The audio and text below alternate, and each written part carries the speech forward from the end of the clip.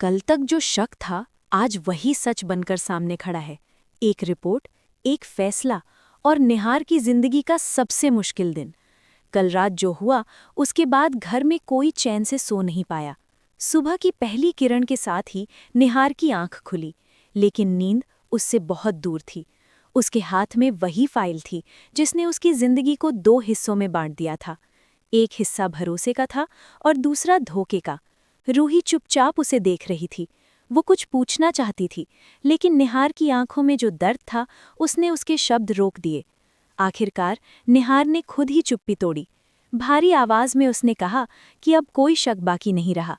सच्चाई वही है जिससे वो भाग रहा था। घर के सभी लोग धीरे धीरे हॉल में जमा हो जाते हैं। माहौल इतना भारी है कि किसी की सांस तक साफ सुनाई दे रही है।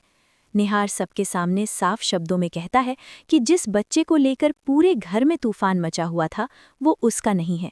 ये सच बोलते वक्त उसकी आवाज़ कांपती है, लेकिन फैसला अडिग है। कुछ लोग राहत की सांस लेते हैं तो कुछ के चेहरे शर्म से झुक जाते हैं। रूही की आंखों से आंसू बहते हैं, लेकिन ये आंसू दर्द के नहीं, भरोसे के होते हैं।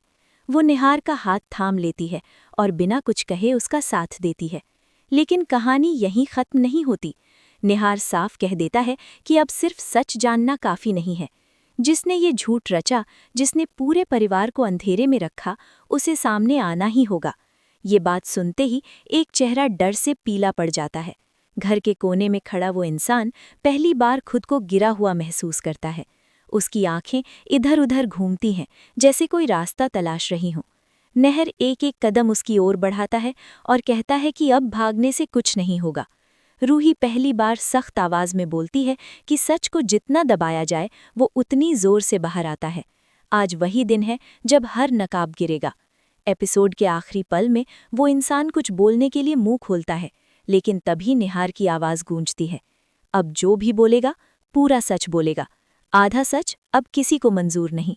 आज मन सुंदर में सिर्फ एक राज नहीं खुला, आज भरोसे की नई नींव रखी गई है और अगले कदम की आहट साफ सुनाई दे रही है।